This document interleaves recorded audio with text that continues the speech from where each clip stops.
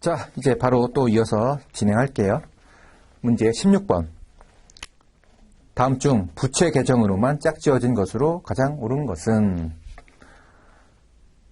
자, 그럼 여기서 이게 자산이냐, 부채냐, 자본이냐, 요거를 구분하는 거죠. 자, 1번.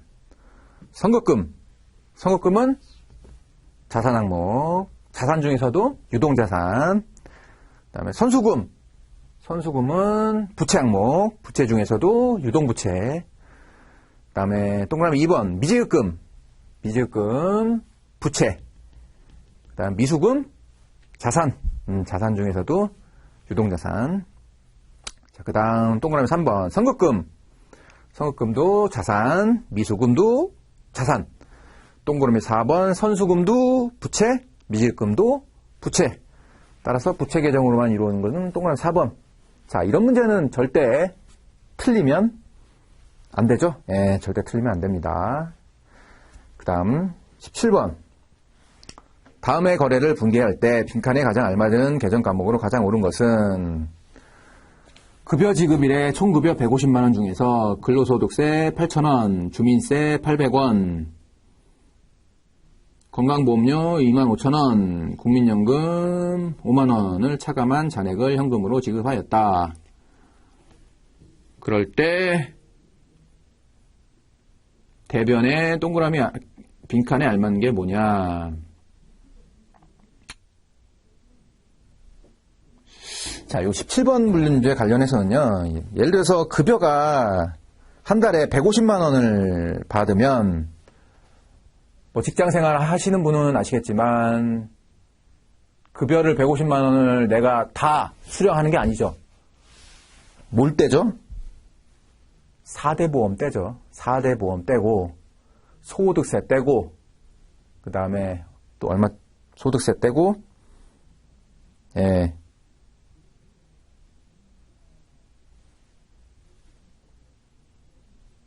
국민연금 떼고, 건강보험료 떼고, 예. 문제를 설명드리면요, 예. 이 떼고 나머지를 우리가 받는 거죠. 예.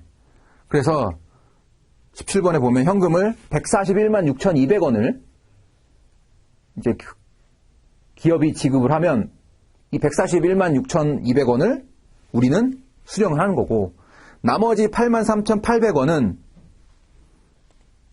회사가 보유하고 있다가 다음 달 10일, 2월 10일, 다음 달 10일에 납부를 하는 거죠. 어디에 납부한다? 5만 원은 국민연금공단에 납부하고, 건강보험료 25,000원은 건강보험공단에 납부하고, 그 다음에 소득세 8,000원은 세무서에 납부하고, 주민세 800원도 세무서에 납부한다. 예. 다음 달 10일까지. 예. 이걸 바로 우린 줄여서 뭐라고 하죠? 보통 원천세라고 하죠. 원천세를 떼고 주는데, 원천세를 바로 뭘로 처리한다? 회사에서는 예수금으로 처리한다. 예수금은 바로 이 유동부채, 부채 항목 중에 하나고요. 예수금 83,800원을 떼고 급여 지급을 했다가 이 83,800원을 2월 10일, 다음 달 10일에 납부를 하면서 이 예수금 83,800원을 납부를 하면서 제거를 시키죠. 83,800원 현금 83,800원을 납부를 하면서 예수금을 없애준다. 예. 근데 납부하는 곳은 각각 다르다. 이 83,800원을 이 중에 5만 원은 국민연금공단 납부, 25,000원은 건강보험공단 납부, 그 다음에 8,800원은 세무서 납부. 예, 이렇게 구분되어서 납부를 하면 됩니다. 다음에 18번. 다음 거래에서 결산 시 발생하는 회계 처리로 가장 옳은 것은? 자, 9월 1일 주 서울로부터 대여금에 대한 이자 1년분 24만 원을 미리 받았고요. 12월 31일에 결산 시 위 이자 수익 중, 자, 이자 수익 동그라미, 이자 수익 중 선수분을 차기로 이연시키다. 자, 그럼 9월 1일에 회계 처리를 어떻게 했을까요? 9월 1일에 1년분 이자 24만 원을 미리 받은 거죠. 미리 받았으니까 현금 24만 원 받았고요. 이거 바로 대변에 뭐죠? 이게 바로 받은 게 이자 수익이에요. 이자 수익. 24만 원을 이렇게 했다가 12월 31일 결산일에 이 이자 수익 24만 원이 1년치잖아요. 1년치인데 그러면은 이게 이자 수익이 1년치면 한 달에 이자 수익이 얼마예요? 한 달에? 그럼 12분의 1로 나누면 한 달치 이자가 계산이 되죠. 한 달치 이자는 2만 원이란 말이에요. 2만 원. 근데 우리는 1년치 이자 수익을 다 계산을 하는 게 아니고 몇 개월치 이자만 계산을 해야 되죠? 9월, 10월, 11월, 12월 4개월치 이자만 계산을 해야 되잖아요. 4개월치 이자 얼마예요? 8만 원만 이자 수익으로 계산을 해야 돼요. 8만 원만 이자 수익으로 계산하고 나머지 16만 원은 뭘로 해야 돼요? 차기로 넘겨야 되잖아요. 차기로 넘겨야 되니까 8만 원만 이자 수익으로 하고 16만 원을 차기로 넘기려면 이 이자 수익 16만 원을 차감을 해줘야 8만 원만 인식이 되는 거잖아요. 예, 차감을 해줘야 차변에. 그러면 대변 항목이 바로 뭐예요? 선수이자로 요 16만 원으로 이게 부채로 계산이 되는 거죠. 부채로. 예, 부채. 선수이자 여기 유동부채. 예, 유동부채 선수이자 그러니까 포함이 되면서 이렇게 회계 처리되니까 정답은 3번. 예. 다음 19번. 다음에 회계 처리가 누락된 경우 재무제표에 미치는 영향으로 가장 옳은 것은 자, 회계 처리가 누락이 됐대요. 누락. 회계 처리를 해야 되는데 안 했으면 근데 문제는 누락된 회계 처리가 차변에 현금 10만 원, 대변에 단기 차입금 10만 원. 자, 현금은 어느 항목이죠? 자산 항목이죠? 자산이 누락됐네요. 현금 누락됐으면 자산 과소계상. 자산 과소계상. 그 다음에 대변에 단기 차입금은 부채죠? 부채 중에서도 유동부채. 부채가 계상이 안 됐어요. 계상이 안 됐으면 계상을 해야 되는데 안 됐어. 그러면 부채가 과소계상. 유동부채 과소계상. 따라서 기역이 유동자산 과소계상, 디귿 유동부채가 과소계상. 따라서 기역 디귿. 정답 1번. 이런 문제도 절대로 틀리면 안 되죠. 19번 문제. 쉬운 문제이기 때문에. 자, 그 다음에 20번. 문제가 좀 기네요. 20번은. 다음 중 종업원의 퇴직과 관련된 설명으로 빈칸에 들어갈 용어를 바르게 짝지은 것은 자, 읽어볼게요. 종업원은 입사하여 퇴사할 때까지 회사를 위해 근로를 제공한 대가로 퇴직 시에 퇴직금을 받을 권리가 있다. 이는 근로자 퇴직급여 보장법에 명시되어 있는 종업원들의 권리이다. 반대로 기업의 입장에서는 미래에 종업원이 퇴직할 시점에 법에 의해 확정적으로 퇴직금을 지급해야 하므로 법적인 의무가 존재할 뿐 아니라 종업원의 퇴직 시점에 경제적 효익의 유출 가능성이 매우 높다. 뿐만 아니라 퇴직 전 월평균 급여에 근속연수를 곱해서 퇴직금을 지급해야 하므로 예상되는 퇴직금도 측정이 가능하다. 자, 측정이 가능하다. 즉 종업원의 미래에 예상되는 퇴직금은 기업이 현재 부담하는 의무로서 미래 경제적 효익의 유출 가능성이 매우 높고,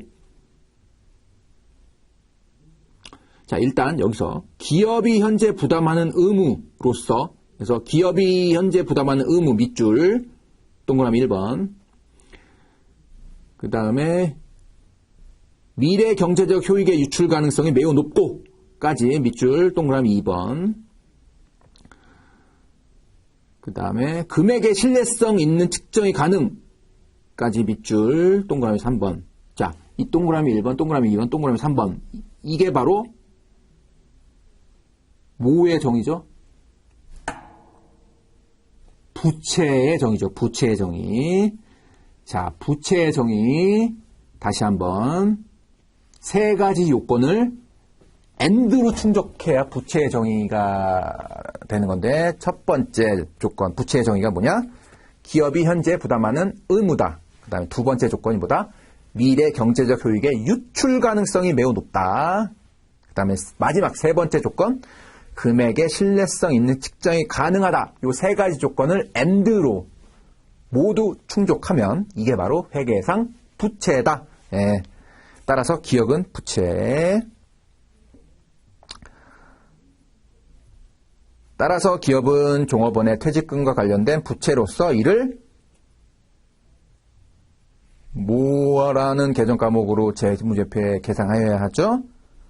니은에는 퇴직급여 충당 부채로 계상하여야 합니다. 그렇다면 퇴직급여 충당 부채의 금액은 어떻게 계상되는 것일까? 재무제표에 계상될 퇴직급여 충당 부채의 금액은 결산일 현재, 즉 12월 31일 현재 전 임직원이 퇴사할 경우 지급해야 할 총 퇴직금 예상액으로 결정되어야 합니다. 이 바로 결산일 현재 전 직원이 퇴사할 때 지급해야 할 총 퇴직금 예상액이 바로 우리는 뭐라고 부른다? 이 예상액을 퇴직금 추계액이라고 부른다. 그래서 퇴직금 추계액을 계산해서 재무제표상 계상해야 할 퇴직급여 충당 부채를 확정했다면 결산 수정 분계를 하기 전에 퇴직급여 충당 부채 금액과 퇴직금 추계액과의 차이 금액을 회계 처리하여야 하는데, 동금액의 차이를 우리는 퇴직급여라고 이제 회계 처리를 하는 겁니다. 네. 그래서 정답은 1번. 네, 1번. 20번 문제도 사실은 길기는 한데, 퇴직급여 충당부채 개념을 제대로 알고 있느냐, 없느냐를 물어보는 문제이기 때문에 요거는 그래도 쉬운 편에 속하기 때문에 이런 문제도 틀리면 안 되겠다. 자, 그 다음 21번.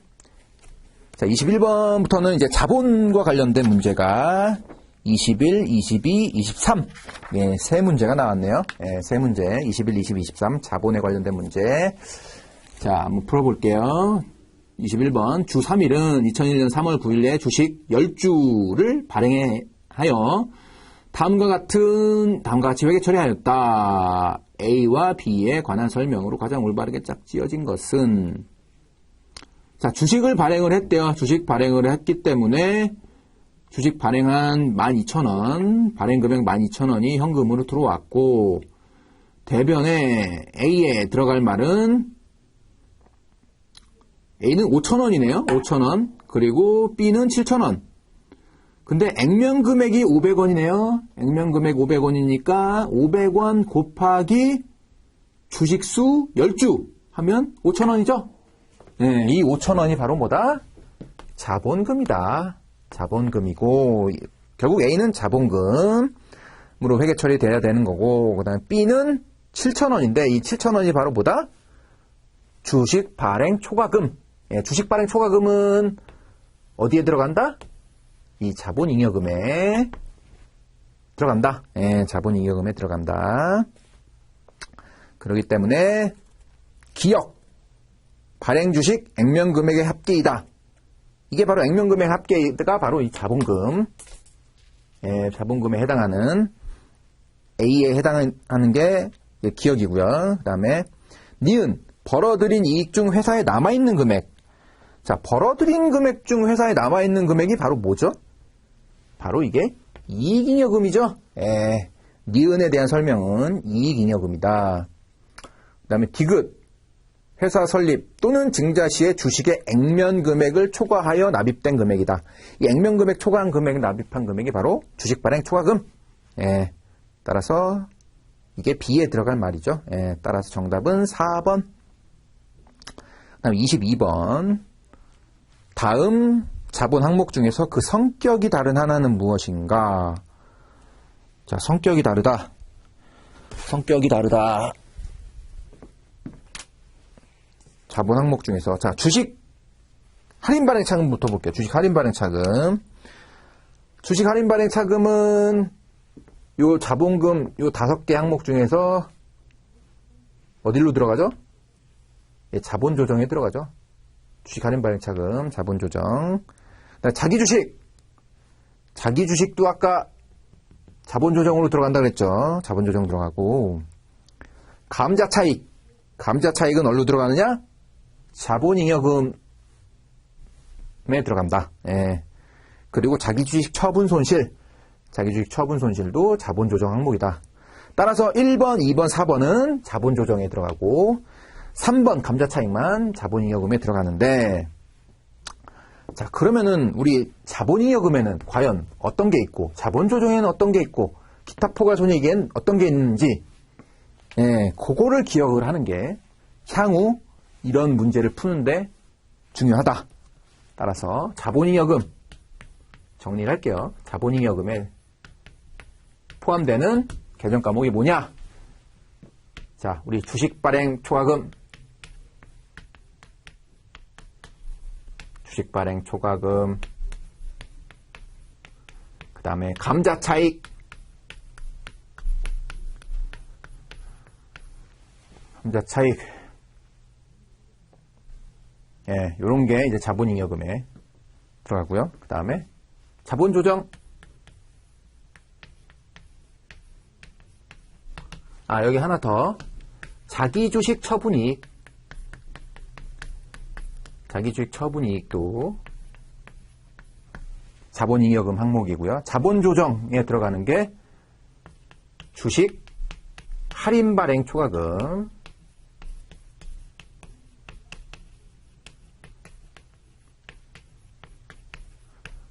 그 다음에 감자 차손.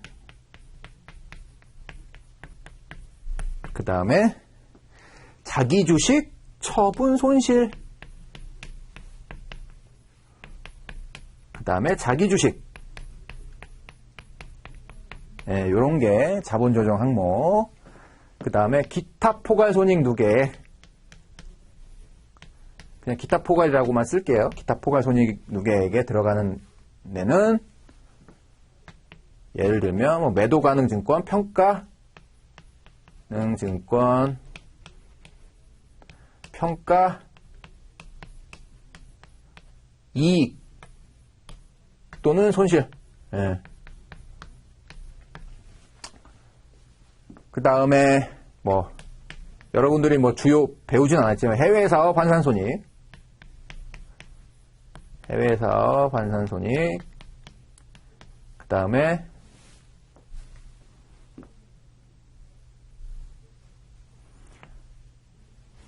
위험 회피 회계의 파생 상품,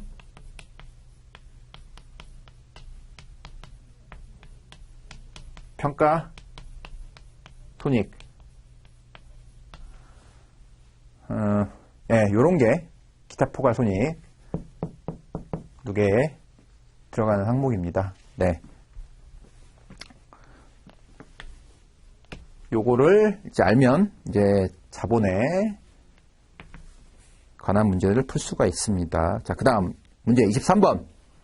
다음 중 이익잉여금에 관한 설명으로 가장 올바르지 않은 것은 동그라미 1번. 미처분 이익잉여금은 회사가 벌어들인 이익 중 배당금을 지급하거나 다른 목적으로 적립한 후 남아있는 잉여금이다. 이 미처분 이익잉여금은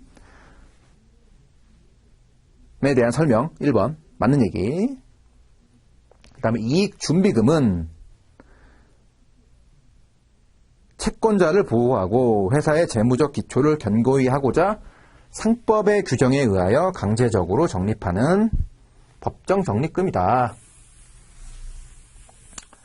자, 우리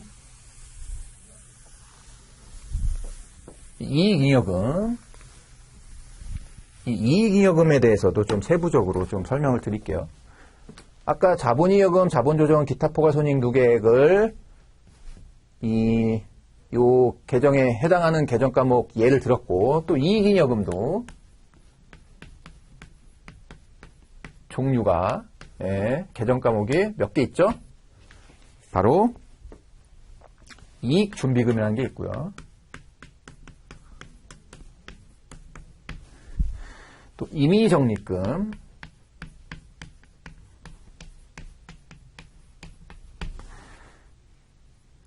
그 다음에 미처분 이익잉여금 3개네요. 미처분 이익잉여금. 이 이익준비금은 뭐냐면요, 거기 동그라미 2번. 이익준비금은 채권자를 보호하고 회사의 재무적 기초를 견고히 하고자 상법의 규정에 의하여 강제적으로 적립하는 법정 적립금이다. 좀 더 구체적으로 설명을 드리면요, 우리가 회사가 영업을 통해서 벌어들인 금액, 남아있는 금액, 이 이익잉여금, 예를 들어서 이게 100이다. 100이 있는데 이 100을, 이익잉여금 100을 회사는 두 가지 의사결정을 할 수 있어요. 두 가지 의사결정. 이 이익잉여금, 예를 들어서 회사의 재무제표에 이익잉여금 100이 있으면 이 100을 주주들한테 배당하느냐. 자, 100을, 이익잉여금을 주주들한테 100을, 이익잉여금을 미처분, 이 미처분 이익잉여금이에요. 미처분 이익잉여금. 요 100이 있는데 요 100을 배당을 할 거냐, 주주들한테 배당을 할 거냐, 아니면 배당 안 하고 그냥 회사에서 돈을 가지고 있을 거냐. 그걸 우리는 회계 용어로 뭐라고 하죠? 유보라고 하죠. 유보. 배당을 할 거냐, 유보할 거냐. 예, 두 가지 의사결정을 하는데요. 예를 들면 배당을 하기로 결정을 했다고 할게요. 이 100 중에 얼마를 10을 배당을 하고 90을 회사에 남겨놓기로 결정을 했다고 할게요. 그러면은 이 배당 10을 주주한테 배당을 하는데, 우리 상법상 주주들한테 현금 배당을 할 때는 이 배당액에, 상법에서는 이 현금 배당액의 몇 프로? 이 10%를 이익준비금으로 쌓으라고 강제로 규정을 하고 있어요. 예. 그렇기 때문에 배당 10을 배당을 하게 되면 이익준비금의 10%, 배당액의 10%, 1, 요만큼을 적립을 해란 얘기거든요. 왜 적립을 해야 되느냐, 이익준비금에. 회사가 예를 들어서 미처분 이익잉여금 100이 있는데 배당, 유보. 자, 유보를 안 하고 전부 다 100을 배당했다고 가정을 할게요. 예, 주주총회에서 100원을 다 배당하기로 했어요. 돈 번 거 다 주주들이 가져가기로 했어. 그러면 상대적으로 이 기업에 대여를 해줄 수 있죠. 부채 대여해준 사람. 난 이 회사에 돈을 빌려줬어. 그럼 이 회사에는 뭐가 잡혀있죠? 단기 차입금이 잡혀있을 거예요. 차입금이 잡혀있는데 이익 본 거 갚아야 될 거 아니에요? 우선 안 갚고 다 주주한테 배당한다? 그러면 누가 손해를 보죠? 회사에 돈을 빌려준 주주는 아니고 채권자죠, 채권자. 채권자가 손해를 보게 된다는 얘기예요, 손해를. 그 손해를 보지 않게 일정 배당액 중에 요 이익준비금으로 이를 쌓아라. 이 쌓아서 채권자를 보호해라. 채권자 보호해라. 단, 이 쌓을 때 어디? 자본금의 2분의 1을 달할 때까지 2분의 1 달할 때까지 만약 배당을 하게 되면 배당의 10%를 이익준비금으로 계속 남겨놔라 라는 게 상법의 규정이고요. 그 상법은 회사 채권자를 보호하기 위해서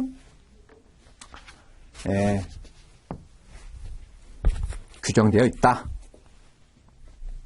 그럼 이제 동그라미 2번 다시 읽어볼게요. 동그라미 2번. 이익준비금은 채권자를 보호하고 회사의 재무적 기초를 견고히 하고자 상법의 규정에 의하여 강제적으로 적립하는 법정 적립금이다. 이거는 이익준비금은 무슨 적립금? 법정 적립금이에요. 왜 법정이다? 상법에 명시되어 있다. 상법에 명시되어 있기 때문에 얘는 법으로 강제하는 적립금이고요. 그럼 우린 임의적립금은 뭐냐? 임의적립금은 법에 열거되어 있지 않고 회사의 재량에 따라서 회사의 선택권이 있어요. 회사의 선택에 따라서 적립할 수 있는 금액 바로 임의적립금이다. 그럼 동그라미 3번 읽어볼게요. 임의적립금은 기업이 특정 목적을 위해 자발적으로, 이 자발적으로라고 하는 게 회사의 재량에 따라서, 회사의 선택에 따라서 현금 배당을 제한한 것이므로 해당 목적이 실현되고 나서는 이를 다시 현금 배당할 수 있다. 그렇죠. 이 임의적립금은 해당 목적이 실현되고 나면 얘도 결국 현금 배당 재원으로 사용할 수 있어. 현금 배당 재원으로 사용할 수 있다. 재원 사용 가능. 특정 목적이 달성되면. 그러나 이 이익준비금은 현금 배당으로 사용할 수 있다, 없다? 사용할 수 없다. 왜? 채권자 보호를 위해 얘는 적립한 금액이기 때문에 이 이익준비금은 현금 배당으로 절대 사용할 수가 없다. 자, 그럼 동그라미 4번. 이익준비금은 자본금의 2분의 1에 달할 때까지. 자, 이익준비금은 자본금의 2분의 1에 달할 때까지 적립을 해야 되는데 매 결산기 당기 순이익의 10분의 1 이상의 금액을 적립하여야 한다. 여기서 당기 순이익 밑줄. 이 당기 순이익의 10분의 1이 아니고 뭐다? 현금 배당의 10분의 1. 자, 이 당기 순이익을 현금 배당의 10분의 1로 고쳐야 이 금액이 맞는 얘기가 되기 때문에 따라서 동그라미 4번이 틀린 얘기죠. 따라서 정답은 4번 되겠습니다. 자, 그 다음 24번. 다음 중 괄호 안에 들어갈 단어로 가장 옳은 것은 수익은 바로 뭘 얘기하는 거죠? 매출액. 네, 매출액. 손익계산상 매출액은 통상적인 경영활동에서 발생하는 경제적 효익의 총유입을 말하며 자산의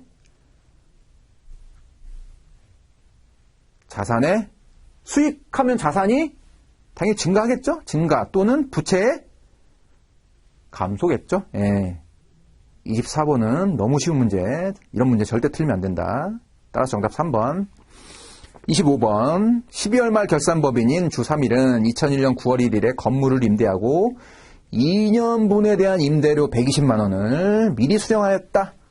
자, 미리 수령했다. 2년분에 대한 임대료 수익을 그러면은 우리 앞에서 이런 문제 풀어봤죠. 그럼 1년에 해당하는 임대료 수익은 얼마다?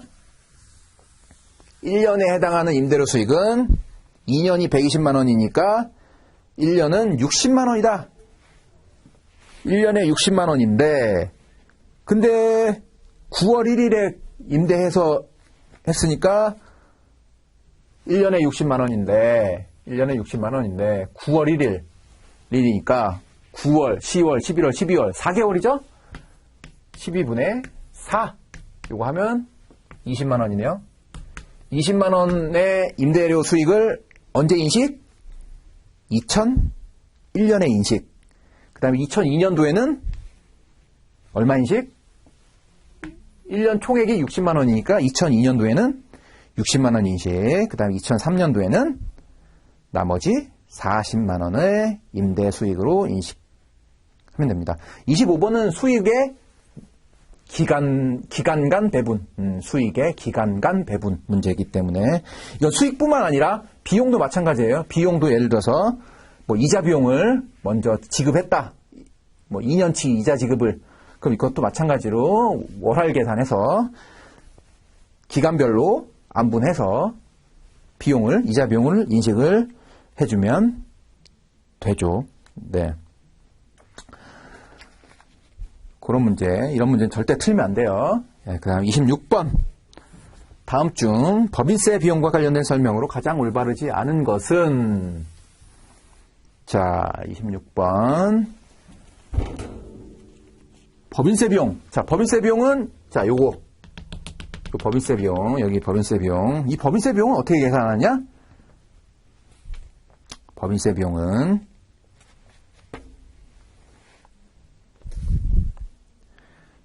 동그라미 1번. 법인세 비용은 기업의 회계이익에 법인세율을 곱하여 산정한다. 자, 이 동그라미 1번 얼핏 보면 맞는 문장 같아요. 얼핏 보면. 이 기업의 회계이익이라고 하는 게 바로 뭐죠? 법인세 비용 차감전 순이익이에요. 법인세 비용 차감전 순이익에다가 뭘 곱해요? 법인세율을 곱해서 산정한다. 여기다 곱하기 법인세율을 한다? 법인세율 하면 법인세 비용이 산출된다.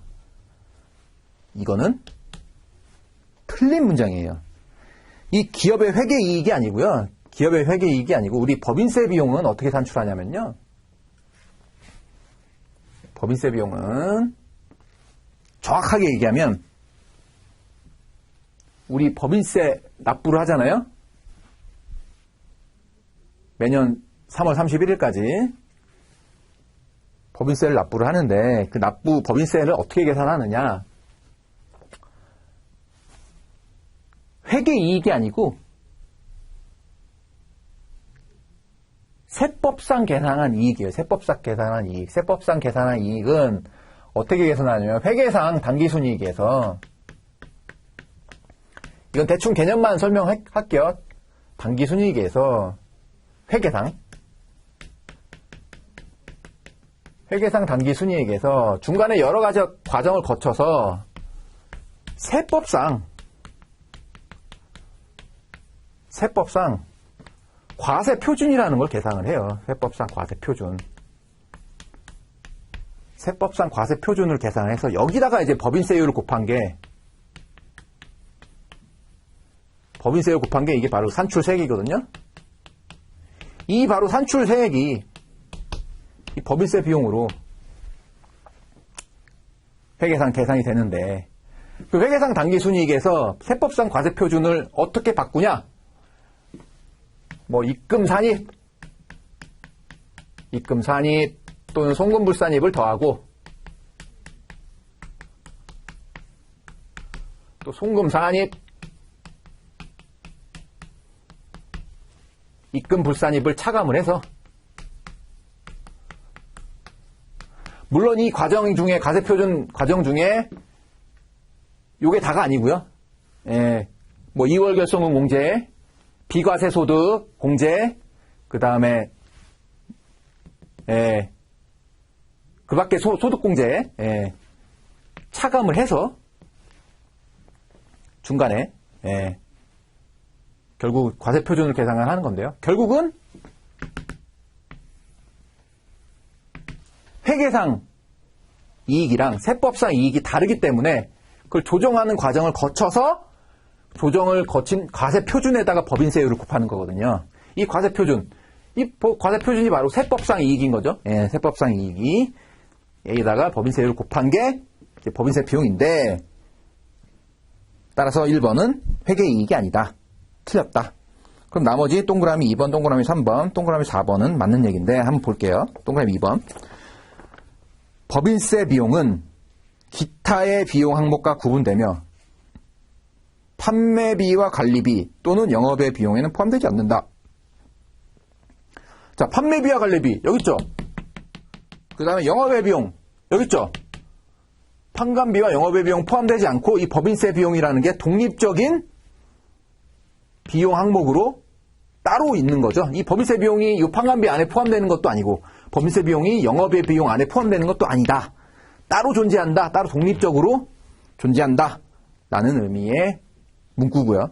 동그라미 3번. 법인세를 중간 예납한 금액은 성급 법인세로 회계 처리한다. 자, 우리 법인세 중간 예납은 좀 구체적으로 또 설명을 드리면, 원래는 법인세는 12월 말 법인인 경우에는 예를 들어서 여기가 1월 1일이 있고 여기가 12월 31일이 있는데, 그럼 1월 1일부터 12월 31일까지 벌어들인 돈을 그 익년도 3월 31일까지 법인세를 신고하고 납부를 하는데, 3월 31일까지 그 익년도, 다음 연도 이 법인세 중간예납 제도라는 게 있어요. 중간예납은 뭐냐면 이 중간인 6월 30일까지 벌어들인 돈을 벌어들인 돈을 8월 31일까지 여기에 이때까지 신고하고 납부하는 게, 이게 바로 중간예납이거든요. 중간예납. 중간예납은 8월 31일까지 먼저 이 6월 30일까지 벌어들인 돈을 납부를 하는 거예요. 납부를 먼저 납부를 하고, 이때 3월 31일에 정산을 하는 거죠. 자, 예를 한번 들어볼게요. 자, 6월 31일까지 벌어들인 돈이 예를 들어서 총 100원이다. 총 100원인데 여기다 법인세율 예를 들어서 20% 해서 20원을 먼저 납부를 했다고 할게요. 이 20원이 바로 중간예납인데, 이 중간예납 회계 처리 어떻게 하느냐? 자, 현금 20만 원을 납부를 했을 거 아니에요? 20만 원을? 20을 납부를 하면서 이걸 바로 뭐로 한다? 선납법인세 20으로 해서, 이 선납법인세가 얼룩 꽂힌다? 요 유동자산 안에, 유동자산 안에 선납법인세를 계상을 하고요. 12월 31일까지 계상을 했더니, 12월 30일까지 이익을 계산했더니 총 이익이 예를 들어서 500이 나왔다. 그 500 곱하기 20%를 얼마야? 100. 이 100을 3월 31일까지 납부를 해야 되는데, 100 중에 먼저 20을 납부를 했잖아요. 이때 8월 31일에. 그러면 이때는 얼마를 납부하면 되죠? 80을 납부하면 되는 거죠. 80을.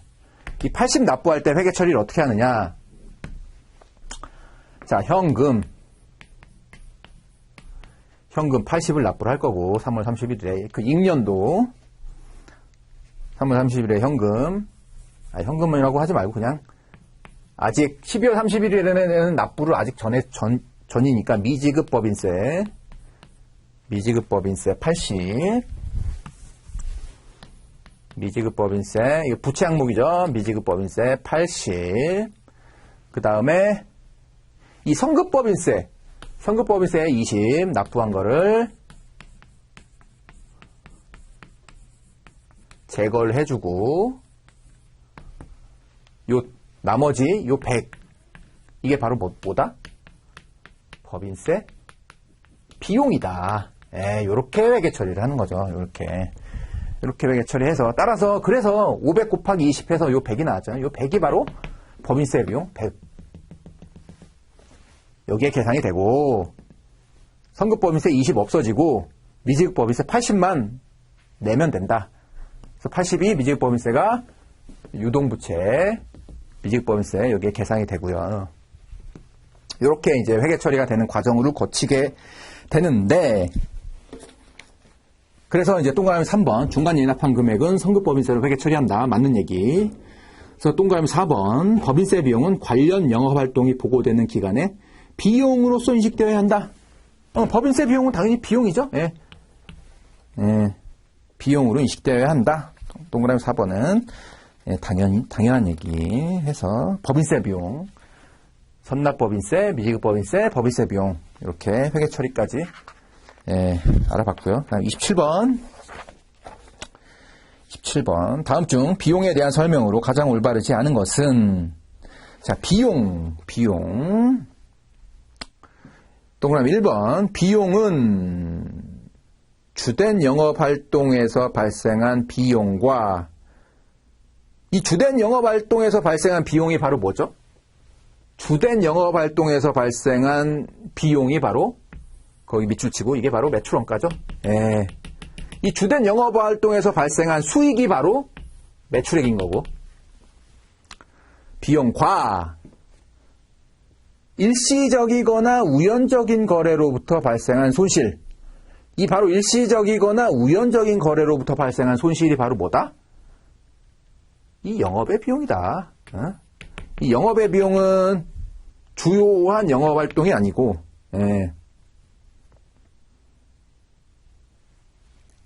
정정할게요. 주된 영업활동에서 발생한 비용은 매출원가와 판관비가 되고요. 매출원가 판관비. 그 다음에 일시적이거나 우연적인 거래로부터 발생한 손실은 바로 영업의 비용. 그 다음에 동그라미 2번 영업활동 이외의 보조적 또는 부수적 활동에서 순환적으로 발생하는 비용은 영업의 비용으로 처리한다. 동그라미 2번 맞는 얘기죠? 동그라미 2번 맞는 얘기. 동그라미 3번 판매활동 및 회사의 유지관리활동과 관련된 비용은 매출원가로 처리한다. 자, 판매활동, 자, 판관비죠. 회사의 유지관리활동과 관련된 비용은 이게 바로 판매비와 관리비를 줄인 게 이게 판관비죠. 동그라미 3번은 판관비와 관련된 얘기고요. 이 매출원가로 처리하는 게 아니죠. 따라서 정답은 3번. 동그라미 4번 당기 법인세 부담액 등으로 인한 비용은 법인세 비용으로 처리한다. 법인세 부담액 등으로 인한 비용은 법인세 비용으로 처리한다. 맞는 얘기. 그 다음에 문제 28번. 주 3일에 2001년 비용이 다음과 같다면 3일에 2001년 손익계산서에 계상될 판매비와 관리비 금액은 얼마인가? 자, 이 판매비와 관리비에 해당하는 계정 과목이 뭐냐? 를 물어보는 거예요. 자, 기억, 매출원가. 매출원가는 여기에 반영되니까 판관비에 반영 안 되죠. 그 다음에 니은, 급여. 급여는 판관비에 포함되죠. 그리고 디귿, 퇴직급여. 퇴직급여도 판관비에 해당되고, 이 배당금. 자, 이 배당금. 배당금은 판관비에 해당하는 게 아니다. 배당금은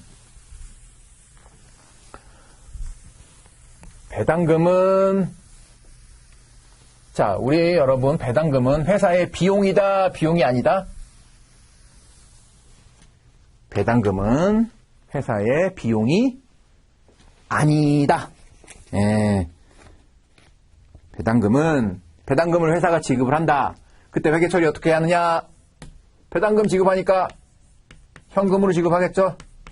현금으로 얼마 지급했어요? 20만 원.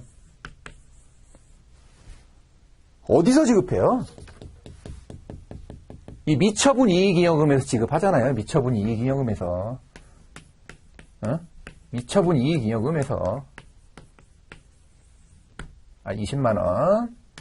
요렇게 회계 처리하는 거거든요. 배당금을 지급했을 때는. 요렇게 회계 처리하니까 배당금은 요 판관비의 항목이 아니다. 자, 이자 비용. 미음 이자 비용 10만원. 이자 비용은 어디로 가죠? 이자 비용은 판관비로 가는 게 아니고 영업의 비용으로 간다. 그 다음 비읍 임차료. 임차료도 판관비 항목이다. 임차료 판관비 항목 28만원 판관비로 가고, 경상개발비도 판관비 항목 12만원. 자, 재해손실. 자, 재해손실이라는 거는 우리 날씨, 아주 태풍이나 홍수 이런 걸로 손실 봤을 때 재해손실이라는 개정 과목을 쓰는데, 재해손실이 아주 흔하게 발생하는 건 아니죠. 일시적이거나 아주 우연적인 상황에서 발생하는 거기 때문에 이 재해손실은 어디로 간다? 영업의 비용으로 간다. 따라서 판관비에 해당하는 금액은 급여 100만원, 퇴직급여 80만원, 임차료 28만원, 경상개발비 12만원. 요 4개 항목을 다 더하면 220만원. 정답 1번. 다음 29번. 다음 중 결산 절차에 해당하지 않는 것은? 결산 절차. 자, 결산 절차가 뭐냐? 결산 절차. 재무제표를 기중에 회계 처리를 하고, 결산 절차는 언제 한다? 결산은 12월 31일이 지나고, 결산 마감일이라는 게, 결산 마감일을 보통 기업에서 다 정하거든요. 결산 마감일을 보통 그 익년도 1월, 회사마다 틀리지만, 1월 10일이라고 하면, 1월 1일부터, 그 다음 연도 1월 1일부터 1월 10일까지 결산 분계라는 걸 하거든요. 결산 분계를 할 때 전표를 며칠로 입력한다? 12월 31일로 입력을 한다. 12월 31일로 입력을 하면서 뭘 한다? 보통 결산 수정 분계를 한다. 결산 수정 분계. 여기서 말하는 결산 수정 분계는, 이게 바로 결산 수정 분계를 언제 하느냐? 자, 우리 문제 18번. 문제 18번에 오면 12월 31일에 이렇게 이자 수익을 선수이자로 대체하는 분계. 요런 게 바로 결산 수정 분계죠. 요런 거를 결산 수정 분계에 해당하는 건데, 동그라미 1번 시산표 작성, 동그라미 2번 부속 명세서 작성. 이 부속 명세서라고 하는 거는 이제 자산부채 명세서를 의미하고요. 동그라미 3번 결산 수정 분계의 전기. 당연히 결산 수정 분계 해야죠. 당연히 1번 시산표도 작성을 해야 되고, 4번, 동그라미 4번, 총계정 원장의 전기. 이 총계정 원장 전기는 언제예요? 총계정 원장의 전기는 기중에 하죠, 기중에. 1월 1일부터 12월 31일까지. 요때는 이 총계정 원장의 전기 하는 거고요. 총계정 원장의, 이 전기라고 하는 게 이제 포스팅인데, 총계정 원장의 전기.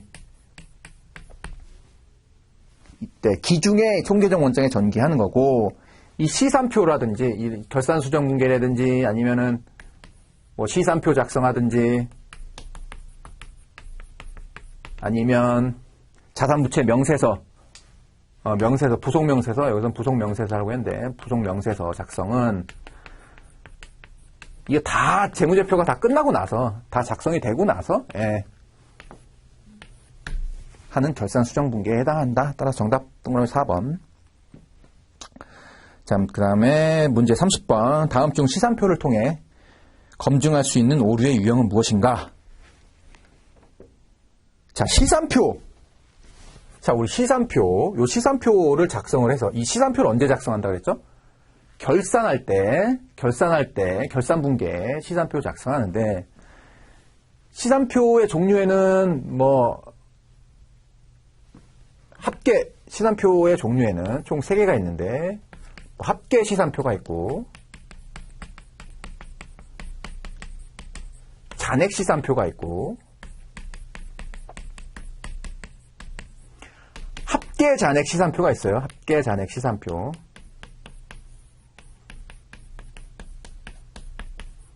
종류에는 요 3가지가 있는데, 이 합계 잔액 시산표는 이 합계 시산표와 잔액 시산표 모두 합친 거, 모두 합친 거. 이거를 이제 보통 합잔이라고 부르죠. 이제 실무상 합잔. 이걸 제일 많이 쓰는데, 이 합계 잔액 시산표, 이 시산표를 통해서 검증할 수 있는 오류의 유형은 뭐냐? 또 합잔을 통해서 검증할 수 있는, 즉 검증 가능한 오류가 뭐냐?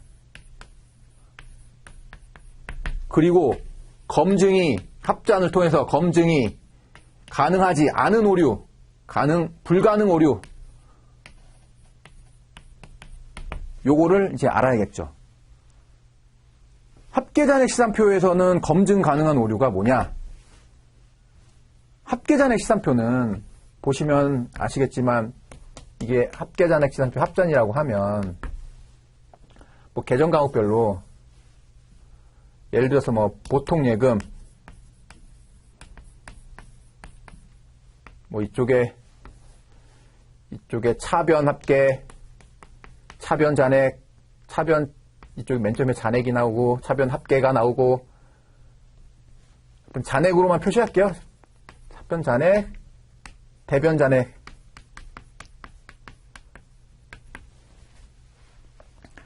보통 예금 해서 끝까지 계정 과목 법인세 비용까지 다 합쳤을 때 합잔은 검증할 수 있는 게 합계 잔액 시산표의 이 차변 합계와 이 대변 합계, 이게 서로 일치하는 것만 검증할 수 있는 거죠. 검증 가능한 오류 뭐냐? 차변 합계와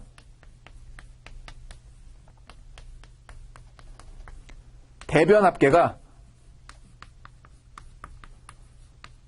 같은 것만 검증을 할 수가 있어요. 차변 합계와 대변 합계가 같은 것만 검증할 수 있고,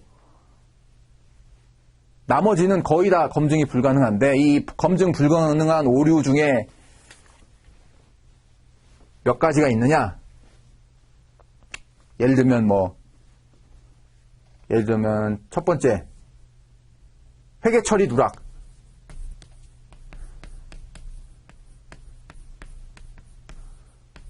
두 번째, 그 다음에 회계 처리 중복. 똑같은 회계 처리가 더블로 이제 회계 처리되는 경우. 세 번째는 계정 과목 오류.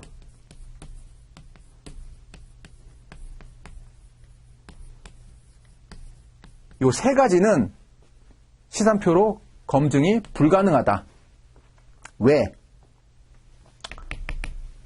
자, 회계 처리가 누락됐어요. 아예 하나의 회계 처리가 누락돼도, 예를 들어서 차변 합계와 대변 합계가 같으면 이 회계 처리 누락된 거 발견할 수가 없죠. 그리고 중복이 됐어.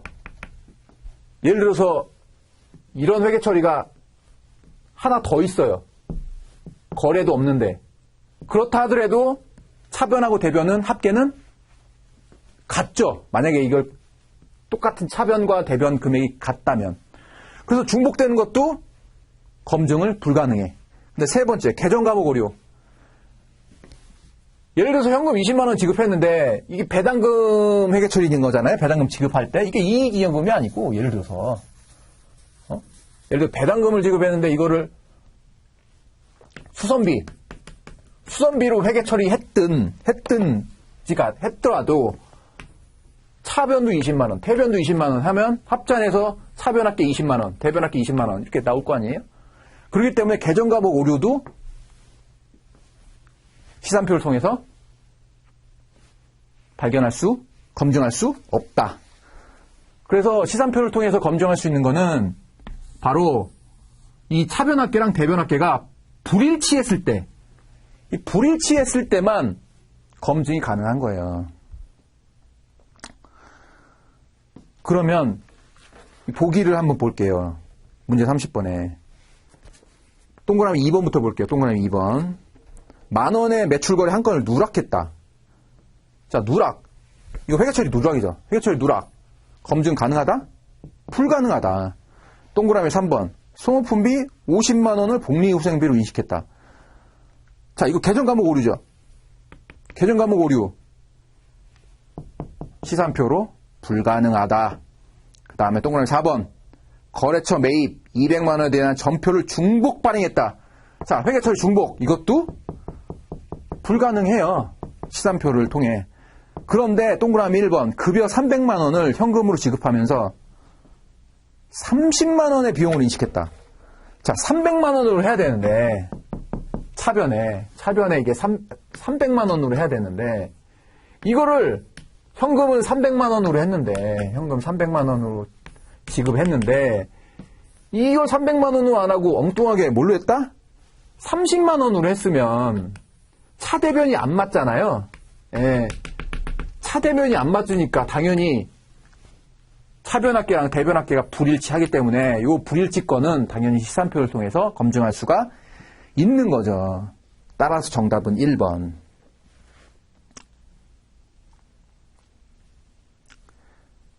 자, 이제 30번까지 풀었으니까 좀 쉬었다가 다시 나머지 문제 풀어볼게요. 네, 잠시 쉬겠습니다.